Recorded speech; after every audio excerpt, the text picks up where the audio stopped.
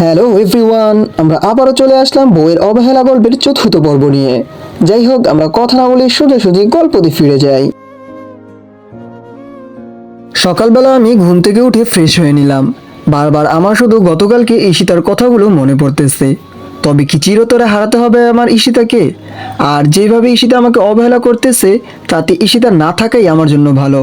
কিন্তু প্রিয় মানুষটির কাছ থেকে অবহেলা করলে তা পাওয়ার চাইতে না পাওয়াই ভালো। কিন্তু আমি যে আর এত অবহেলা নিতে পারতেছি না। কিন্তু একদিন এই অবহেলাগুলোকে আমি খুব মিস করব। আমাকেও কিছু একটা করতে হবে। এমন কিছু করব যাতে ঈশিতা নিজ থেকেই আমার কাছে আসে। সকালে নাস্তা করে কলেজে যাওয়ার জন্য রেডি হয়ে নিলাম।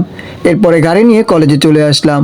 মনে পড়ে গেল আমার সেই দিনগুলোর কথা, যখন আমি আর ঈশিতা একসাথে কলেজে যেতাম।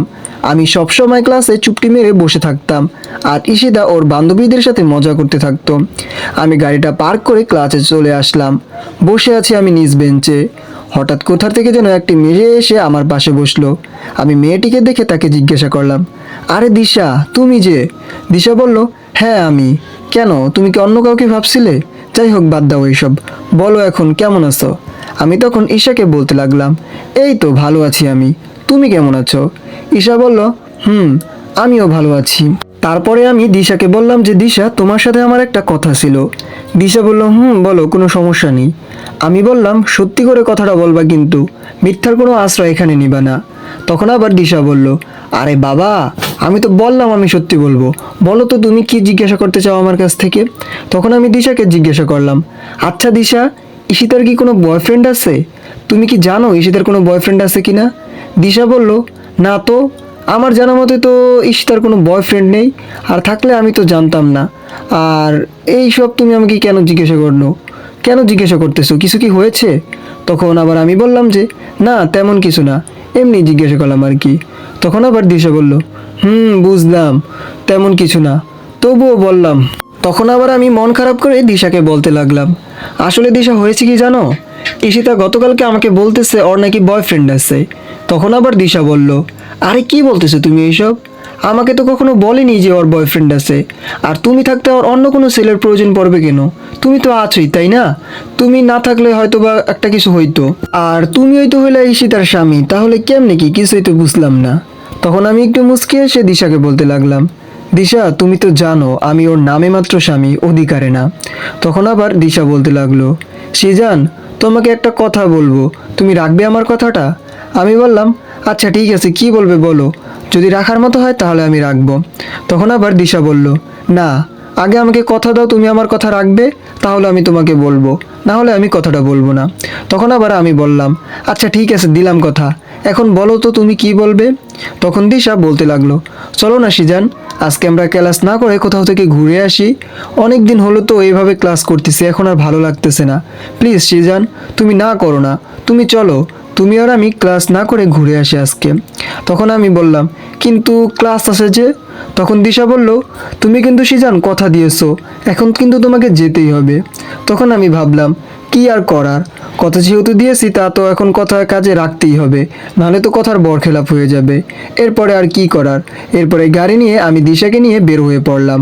উদ্দেশ্য আমাদের নদীর পাড়। এরপরে আমরা আমাদের গন্তব্যে চলে আসলাম। বসে আছি আমি আর দিশা নদীর পাড়ে একটি গাছের নিচে। কি সুন্দর প্রকৃতি, যার বর্ণনা দিয়ে শেষ করা যাবে না। দিগন্ত বিঘ্নিত নদীর পাড়, নদীর ওপারে সারি সারি গাছ রয়েছে, চারদিকে হালকা রোদের তাপ, আর দক্ষিণ দিকের বাতাস মনে দোলা দিয়ে যাচ্ছে। সব মিলিয়ে একটা মনোমুগ্ধকর পরিবেশ যেন মনে হচ্ছে। তখনই আমাকে দিশা বলে উঠল, কিরে সিজান, এভাবে কি ভাবতেছো? আমি তখন দিশাকে বলতে লাগলাম, এই যে কত সুন্দর প্রকৃতি, দিগন্ত বিঘ্নিত নদীর পাড়, নদীর ওপারে রয়েছে কতগুলা গাছ, আর এপারে রয়েছি আমরা দুইজন, পাশাপাশি বসে রয়েছি একটি গাছের নিচে। তখন দিশা বলতে লাগলো, এই সময়টা অনেক সুন্দর হতো যখন প্রিয় মানুষটা আমার পাশে থাকতো। দিশার এই কথাটা শুনে আমি কিছু বললাম না, চুপচাপ করে বসে রইলাম। তখন আবার দিশা বলল, কি এরকমভাবে বসে আছো কেন, কথা বলতেছো না কেন সিজান? আমি তখন দিশাকে বললাম, না এমনিতেই প্রকৃতিকে অনুভব করতেছি। তখন দিশা বলল, আচ্ছা তুমি কি এখনো ঈশিতাকে ভালোবাসো? তখন আবার আমি বললাম, বাসি তো, আগের মতোই ভালোবাসি আমি ঈশিতাকে। দিশা, তুমি কিন্তু এখনো বললা না যে তুমি কাকে ভালোবাসো। কি বলবে না আমাকে তুমি কাকে ভালোবাসো? তখন দিশা বলতে লাগলো, আমি একজনকে অনেক পরিমাণে ভালোবাসি, খুব বেশি ভালোবাসি, তবে তাকে আমি বলতে পারতেছি না, কারণ ওর যে এখনো বউ আছে। তখন আবার আমি দিশাকে বললাম, ও মা, কি বলতেছো এইসব? তুমি তুমি একটা বিবাহিত ছেলের প্রেমে পড়েছো? তাহলে কে সেই ছেলেটা? তখন আবার দিশা আমাকে বলল, আচ্ছা ঠিক আছে দাঁড়াও, আমি দেখাচ্ছি। এই বলেই দিশা একটি তার ব্যাগ থেকে গোলাপ ফুল বের করে আমার সামনে হাঁটু গেড়ে বসে পড়লো আর বলতে লাগলো, হবে কি তুমি আমার রাত জাগার কারণ? হবে কি তুমি আমার স্বপ্নের কারণ? জানো সিজান, আমি তোমাকে সেই ইউনিভার্সিটির প্রথম দিন থেকেই ভালোবাসতাম। যেই দিন ঈশিতার সাথে তোমাকে আমি প্রথম দেখেছি, সেই দিন থেকেই আমি তোমার প্রেমে পড়ে গিয়েছি। সেই প্রথম দিন থেকেই আমি তোমাকে ভালোবেসে ফেলেছি। শুধুমাত্র ঈশিতার জন্য কোনোদিন আমি তোমাকে বলতে পারি নাই। প্লিজ সিজান, তুমি আমাকে ফিরিয়ে দিও না, খুব ভালোবাসবো আমি তোমাকে। জানো, যেই দিন তোমাকে ঈশিতা কলেজে সবার সামনে অপমান করেছে, সেই দিন আমি মুখ বুজে কান্না করেছিলাম। আর যেই দিনগুলোতে তোমাকে ঈশিতা অপমান করতো, ওই দিনগুলোতে আমার এত খারাপ লাগতো, সেটা আমি তোমাকে বলে বোঝাতে পারবো না। ওই দিনগুলোতে আমার মনে হতো যে আমার বুকটা ফেটে যাচ্ছে। আমি কান্না করতাম, কিন্তু আমার কান্না কেউই শুনতে পারতো না। ঈশিতা তো তোমাকে আর ভালোবাসে না সিজান, আর এখন ওর তো বয়ফ্রেন্ড আছে। তাহলে তুমি আমাকে ফিরিয়ে দিও না প্লিজ সিজান, তুমি আমাকে অ্যাকসেপ্ট করে নাও, প্লিজ অ্যাকসেপ্ট মি। আমি মুস্কি এসে দিশাকে নিচ থেকে উঠিয়ে পাশে দাঁড়া করালাম আর ফুলটাও নিয়ে নিলাম এবং কি বলতে লাগলাম, দিশা, তুমি তো জানো আমি ঈশিতাকে ভালোবাসি। আর যদি ভালো নাই বাসতাম তাহলে ঈশিতার এত অবহেলা, এত কষ্টের মাঝেও আমি এখানে পড়ে থাকতাম না। আর তোমার এগুলো কোনো ভালোবাসা না, এগুলো সবই হচ্ছে আবেগ। দেখবে, আবেগ চলে গেলে সব কিছু আবার আগের মতো ঠিক হয়ে যাবে। দেখবে তুমি আমার চাইতে হাজার গুণ ভালো ছেলে পাবে, আমার চাইতে হাজার গুণ ভালো ছেলে তোমার জীবনে আসবে। তখন আবার দিশা বলতে লাগলো, সিজান, হাজার গুণ ভালো ছেলে আসবে, কিন্তু তুমি তো আর আসবে না। প্লিজ সিজান, তুমি আমাকে ফিরিয়ে দিও না। আমি যদি তোমাকে না পাই তাহলে আমি আত্মহত্যা করব। এই কথাটি বলেই দিশা কান্না করতে লাগলো। তখনই আমি দিশাকে সান্ত্বনা দিয়ে বলতে লাগলাম, আরে দিশা, কি কান্না করতেছো কেন? আর আত্মহত্যা করতে হবে না তোমাকে, তবে আমাকে কিছুদিন সময় দিতে হবে তোমার। তুমি তো জানো আমি এখন ডিপ্রেশনের ভিতরে আছি, আমাকে কিছুদিন সময় দিতে হবে এখন তোমার। এই কথা বলার সাথে সাথে মেয়েটি আমাকে জড়িয়ে ধরলো। আমি মুচকি হাসলাম আর ওর মাথায় হাত রাখলাম। বুঝলাম না, আমি তো এখনো হা বলি নাই, তাতেই এত খুশি? আমি খুব ভালো করেই বুঝতে পারলাম যে দিশা মেয়েটি খুব পরিমাণে ইমোশনাল। এরপরে আমার থেকে আমি দিশাকে ছাড়িয়ে নিলাম আর বলতে লাগলাম, আচ্ছা দিশা, তুমি কি আমাকে পাবে? আর আমার তো মনে হয় না যে আমাদের ভালোবাসা কখনো পূর্ণতা পাবে। তখন দিশা বলতে লাগলো, সব ভালোবাসা পূর্ণতা পায় না, কিছু কিছু ভালোবাসা অপূর্ণতাই রয়ে যায়, আমাদেরটাও না হয় অপূর্ণতাই থেকে যাবে। আমি আমার পাগলটাকে সারা জীবন দূর থেকেই ভালোবেসে যাব, তবে যে কয়দিন আমি তোমার সাথে আছি সেই কদিন আমি তোমাকে সাথে রাখতে চাই। এর কথা শুনে তো আমি পুরো থ হয়ে গেলাম দিশার। তারপরে আমি দিশার চোখের পানি মুছিয়ে দিয়ে হেসে বলতে লাগলাম, বুঝলাম। আচ্ছা দিশা, এখন আমাদের উঠতে হবে, সময় তো অনেক হয়ে গেল, এখন চলো আমরা যে যার বাসাতে চলে যাই। দিশা বলল, চলো তাহলে, তুমি আমাকে আমাদের বাসার সামনে নামিয়ে দাও। এরপরে আমি দিশাকে ওদের বাড়িতে পৌঁছে দিলাম।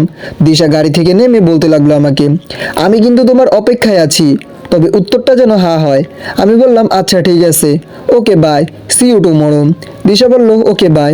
এরপরে আমি আমার বাসায় চলে আসলাম। ফ্রেশ হয়ে দুপুরের খাবার খেয়ে শুয়ে পড়লাম, কিন্তু আমার ঘুম আসছে না। কি করব ঠিক বুঝতে পারতেছিলাম না। এদিকে ঈশিতাকে ভুলতে পারতেছি না, অন্যদিকে দিশাকেও কষ্ট দিতে পারবো না। চরম এক পরীক্ষার সম্মুখীন হলাম আমি। ঈশিতাকে ভুলতে পারবো না, আবার দিশাকেও কষ্ট দিতে পারবো না, কারণ প্রিয় মানুষটির অবহেলা করলে যে কত পরিমাণে কষ্ট হয় সেটা আমি ভালো করেই বুঝি। কিন্তু আমি তো ঈশিতাকে ছাড়তে পারবো না, আবার দিশাকেও কষ্ট দিতে পারবো না। ঘুম আসতেছেই না, তাই তো উঠে গেলাম। ধীরে ধীরে আমি ঈশিতার রুমে গিয়ে একটু দেখতে লাগলাম। দেখলাম যে ঈশিতা ওর রুমে বসে আছে, তাই তো আমি ওর রুমের সামনে গিয়ে দাঁড়িয়ে আছি, কিন্তু নক করতে কেমন যেন আমার ভয় হচ্ছে।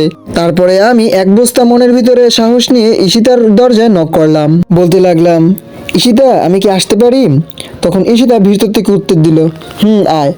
আর তুই আমার নাম ধরে ডাকতেছিস কেন? এরপর আর কখনো তুই আমার নাম ধরে ডাকবি না। আজকে আমার মনটা ভালো আছে, এই কারণে তোর সাথে একটু ভালো ব্যবহার করতেছি। বেশি বাড়াবাড়ি করলে কিন্তু তোর অবস্থা আমি খারাপ করে ছাড়বো একেবারে। আমি দরজার ভিতরে আসতে আসতে ভাবতে লাগলাম, আমাকে এত অবহেলা করার পরও তার মনটা ভালো আছে। আসলে এই পৃথিবীর মানুষগুলো না বড়ই আজব। আমাকে এরকমভাবে ভাবতে থেকে ঈশিতা বলতে লাগলো, কিরে ছোট লোক, এইভাবে দাঁড়িয়ে আছিস কেন? আর কি বলবি তাড়াতাড়ি বল, তাড়াতাড়ি বলে এখান থেকে বিদায় হ। আমি তখন ঈশিতাকে বলতে লাগলাম, না মানে আপনার সাথে আমার একটা কথা ছিল, যদি কিছু না মনে করেন তাহলে বলতে পারি। তখন ঈশিতা একটু রাগ দেখিয়ে আমাকে বলতে লাগলো, আইসে, এত ন্যাকামি না করে তাড়াতাড়ি বল কি বলবি, আর বলে এখান থেকে বিদায় হ। তখন আবার আমি ঈশিতাকে বলতে লাগলাম, আপনি কেন আমার সাথে এরকম করেন? আমি তো আপনার স্বামী, আমার দোষটা কি? কী কারণে প্রতিনিয়ত আপনি আমাকে অবহেলা করে যাচ্ছেন? কেন বারবার আপনি আমাকে কষ্ট দিচ্ছেন? কোন পাপের শাস্তি দিচ্ছেন আপনি আমাকে? তখন ঈশিতা আবার বলতে লাগলো, এই, আমি তোর এত প্রশ্নের উত্তর দিতে বাধ্য নই। আর তোকে আমি আগেই বলে দিয়েছি আমি তোকে ভালোবাসি না। তোকে দেখলে আমার কেমন যেন ঘৃণা হয়। এই বাড়িতে শুধু আব্বু আম্মুর জন্য তোরে রেখেছি। যেভাবে আছিস সেইভাবেই থাক। আমার কাছে কখনো স্বামীর অধিকার নিয়ে আসবি না। আমার রুম থেকে এখন তুই চলে যা, আর আমাকে ডিস্টার্ব করবি না। যত সব ছোট লোক কোথাকার আবার আসছে আমার কাছে ভালোবাসা পেতে। আমি এই ঈশিতার এই কথাগুলো শুনে অনেক পরিমাণে কষ্ট পেলাম।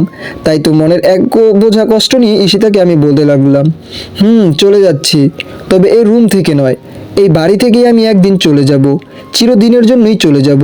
কোনো ছোট লোক আর অপমান হয়েও আপনার কাছে স্বামীর অধিকার চাইতে আসবে না। কেউ আর বলবে না আপনাকে ভালোবাসি। কথাগুলো বলে আমি চোখের পানি মুছতে মুছতে ঈশিতার রুম থেকে চলে আসলাম। এরপরে আমি গেলাম আন্টির রুমের দরজার সামনে। আন্টির দরজার সামনে গিয়ে আমি আন্টিকে বলতে লাগলাম, আসবো আন্টি? আন্টি বললাম, বাবা আয়, কিছু বলবি কি তুই? আমি বললাম, আন্টি, আমি তোমার সাথে একটু কথা বলার জন্য আসছি। আন্টি, তোমার কাছে আমার একটু অনুরোধ থাকবে। তুমি তো জানো আমি তোমার অনুমতি ছাড়া আজ পর্যন্ত কোনো কাজ করি নাই, আর আমি তোমার অনুমতি ছাড়া কোনো কাজ করতেও পারি না। তখন আন্টি বলল, হ্যাঁ সেটা তো জানি। আচ্ছা বল কি কথা বলবি?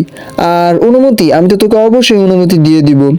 তখন আমি আবার আন্টিকে বলতে লাগলাম, আসলে আন্টি, আমি ঈশিতার অবহেলা না আর নিতে পারতেছি না। একটু মুক্তি পেতে চাই এই মায়াজাল থেকে, বাঁচতে চাই নিজের মতো করে, গড়তে চাই নিজের একটা নিজস্ব পৃথিবী, যে পৃথিবী থাকবে না কোনো অবহেলা, থাকবে না প্রিয় মানুষটির দেওয়া কষ্ট। তাই আন্টি, আমি দেশের বাইরে যেতে চাই। তুমি প্লিজ না করো না। আমার সুখের কথা ভেবে হলেও তুমি আমাকে অনুমতিটা দিয়ে দাও। আমার এই কথা শুনে আন্টি একটু তাচ্ছিল্যের হাসি দিয়ে বলতে লাগলো, আরে বোকা ছেলে, দেশের বাইরে যাবি তাতে সমস্যা কি? আমি তো চাই তুই আর কোনো কষ্ট না পাস। তবে আমার সাথে কিন্তু তোর প্রতিদিন যোগাযোগ রাখতে হবে। আমি তোর আঙ্কেলকে বলে দিব। তুই শুধু বল কখন যেতে চাস। আমি তখন আবার আন্টিকে বলতে লাগলাম, এই তো আন্টি, পরশুর ভিতরে হলেই ভালো হয়। পারবো না আর আমি ঈশিতার এই অবহেলাগুলো নিতে। আর তোমাকে আমি কি করে ভুলে থাকতে পারি বলো তো আন্টি? আমি তো কখনো তোমাকে ভুলে থাকতে পারবো না। আমি আন্টিকে এই কথা বলার পরে আন্টি বলল, আচ্ছা ঠিক আছে, আমি তোর আঙ্কেলকে বলে দিব। আর এখন গিয়ে তুই ঘুমিয়ে পড়। এরপরে আমি আমার রুমে চলে আসলাম। ঈশিতাকে ছেড়ে কিভাবে থাকবো আমি সেটা বুঝতে পারতেছি না। কিন্তু ওর অবহেলাগুলো যে আমি আর নিতে পারতেছি না। না পারতেছি ওর সাথে থাকতে, না পারতেছি ওকে আমি ভুলে যেতে। আর দিশার সাথেও আমি রিলেশনে জড়াতে চাই না। আমি যদি এখন দিশার সাথে রিলেশনে জানাই তাহলে শুধু শুধু মেয়েটি কষ্ট পাবে। আর আমি চাই না দিশাকে শুধু শুধু কষ্ট দিতে। আমার মনে হয় যে এই দিশাকে যদি আমি ভালোভাবে বুঝিয়ে সব কিছু বলি তাহলে দিশা মেয়েটি খুব ভালোভাবে সব কিছু বুঝতে পারবে। এইসবে আমি ভাবতেছিলাম। এইসব ভাবতে ভাবতে শেষ রাতের দিকে আমার চোখ দুটো কেমন যেন লেগে আসলো। তাই তো আমি শেষ রাত্রের দিকে ঘুমিয়ে পড়লাম। এভরিওয়ান, নিজস্ব কিছু কারণবশত ভয়েসটা আমি বেশি একটা বড় করতে পারিনি। প্লিজ তোমরা একটু মানিয়ে নিও। আর আগামীকালকে আবার নতুন পর্ব দিব। তোমরা কিছু মনে করো না এই পর্বটা শুট হয়ে যাওয়ার কারণে। প্লিজ তোমরা আমাকে সাবস্ক্রাইব, কমেন্ট এবং কি লাইক করে রাখো, যাতে আমি পরবর্তী গল্প ছাড়ার সাথে সাথে সর্বপ্রথম তোমরা পেতে পারো। ধন্যবাদ। আর যারা বইয়ের অবহেলা গল্পটি শুনতেছো তাদেরকে জানাচ্ছি অগ্রিম শুভেচ্ছা ও অভিনন্দন। এই গল্পটিতে এমন কিছু চমক থাকবে যেই চমকগুলো তোমাকে সত্যিই আতঙ্ক করে দিবে। আর গল্পটি তোমরা কন্টিনিউ করতে থাকো। অনেক কিছু শিখতে পারবে, অনেক কিছু জানতে পারবে, আর বুঝতেও পারবে প্রিয় মানুষটির অবহেলা কতটা কষ্টদায়ক। যাই হোক, আজকের জন্য এখানেই বিদায় নিচ্ছি। ফি আমানিল্লাহ।